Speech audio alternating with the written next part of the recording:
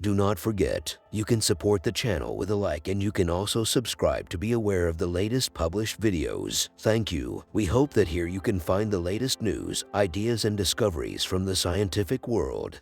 Digging the deep blue, challenges and triumphs in underwater archaeology. Archaeology, the scientific study of human history and prehistory through the excavation and analysis of artifacts and other physical remains, has greatly evolved over time, providing a window onto the historic development of civilizations. From its crude beginnings to the current use of advanced technology, archaeology has allowed us to unlock many secrets of our past. However, one branch of archaeology that has been particularly challenging is underwater archaeology. Undertaking archaeology underwater is a difficult and demanding task. It involves the excavation of submerged remains such as shipwrecks, sunken cities, and other ancient artifacts. This branch of archaeology requires specialized equipment and techniques to access and recover artifacts, often in conditions where visibility is limited, currents are strong, and the ocean is a constantly changing environment. Despite the challenges, underwater archaeology has yielded remarkable discoveries that have greatly enriched our understanding of human history. Underwater archaeology is as difficult as it sounds. Our planet is mostly made up of water bodies like lakes, oceans, seas, and rivers. The mysteries and secrets they hold are vast and fascinating, leaving us to wonder and speculate about what lies beneath the surface.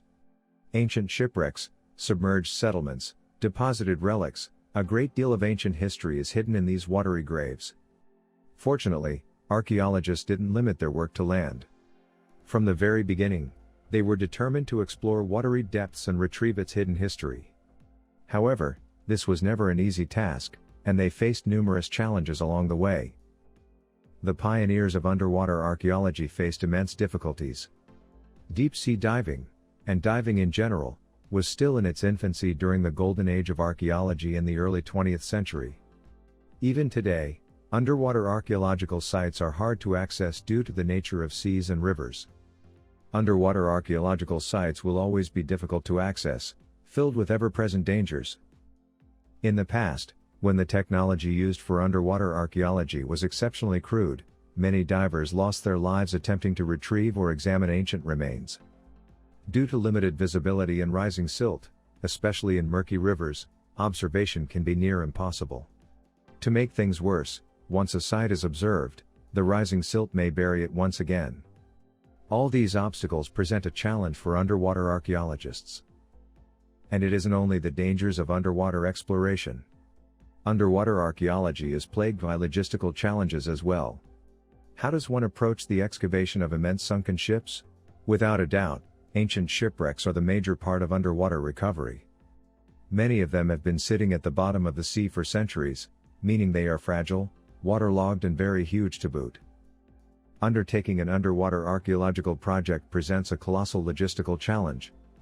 From discovery and observation to planning and excavation, the process is long and arduous. In the past, divers had to perform most of the work, despite not being trained for archaeological work. However, modern underwater archaeologists often combine their training as divers with archaeological knowledge, making their dual expertise incredibly useful. Underwater archaeology's reliance on technology. In the past, discovering underwater shipwrecks relied on word of mouth or spotting them at low tide. However, modern technology has made this process much easier.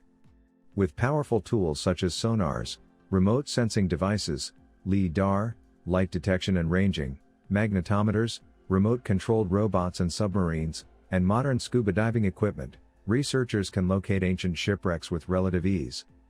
Despite these advancements, the discovery and recovery of shipwrecks still requires time, patience and skill.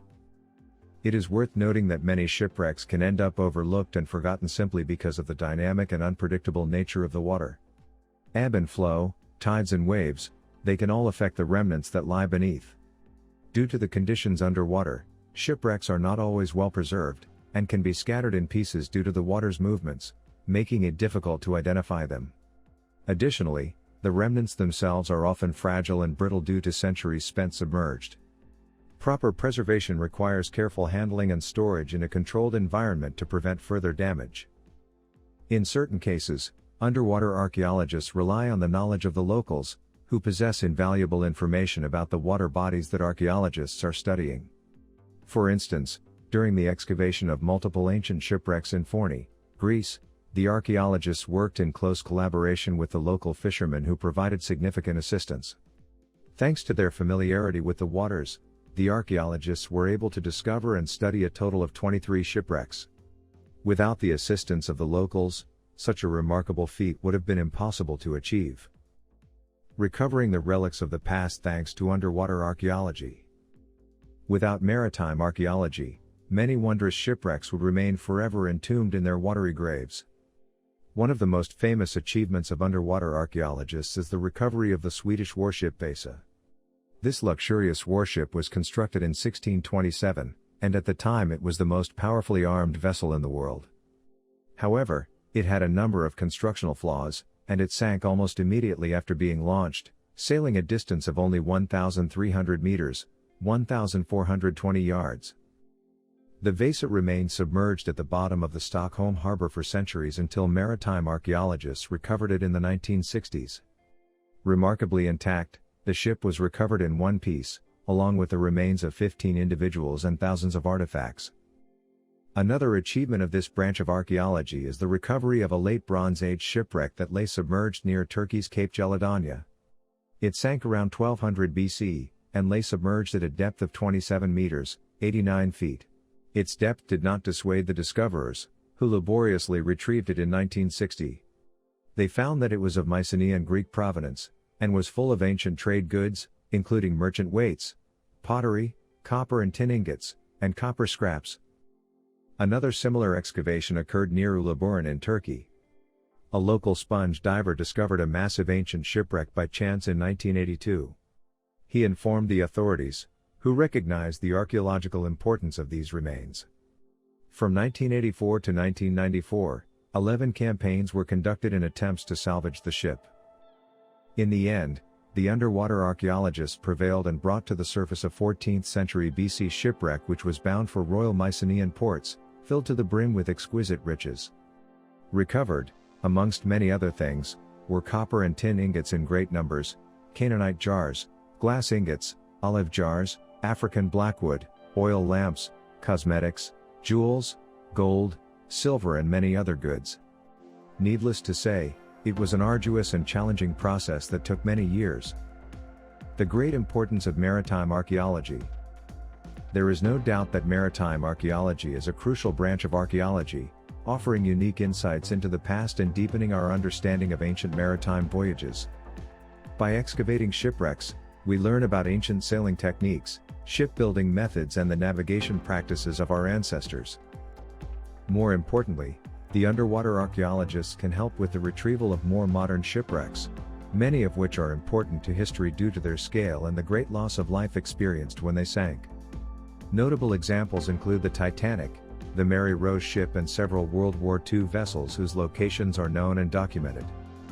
By recovering and researching ancient shipwrecks, archaeologists help piece together the puzzle of their sinking, and bring to the light of day the fate of these seamen and the reasons for which they perished. Recovering shipwrecks is never a straightforward process and there isn't a universal method that works for every situation. Instead, researchers carefully study the wreck site, the condition of the remains, their position in the body of water in question before creating a plan that involves multiple steps. In the past, a popular method for recovering shipwrecks involved two hulks, essentially ship hulls without sails, and a network of ropes with anchors.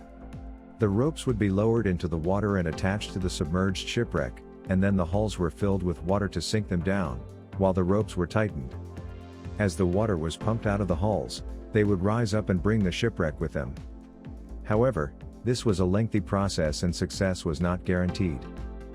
The patient pursuit of the past, the challenges of underwater archaeology. Over time, the techniques used to recover submerged shipwrecks have evolved significantly. The example of the Mary Rose is a testament to the numerous approaches that are now available to underwater archaeologists. This Tudor warship was sunk in battle in 1545, and its remains lay at the bottom of the Solent Strait near the Isle of Wight for centuries. It wasn't until 1982 that the fragmented hull, along with thousands of preserved items and the skeletons of many sailors, were finally recovered.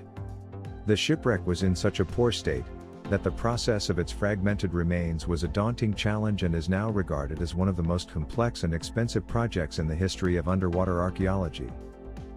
Before even attempting the operation, archaeologists proposed many potential methods of recovery. This was a shipwreck unlike any other recovered before.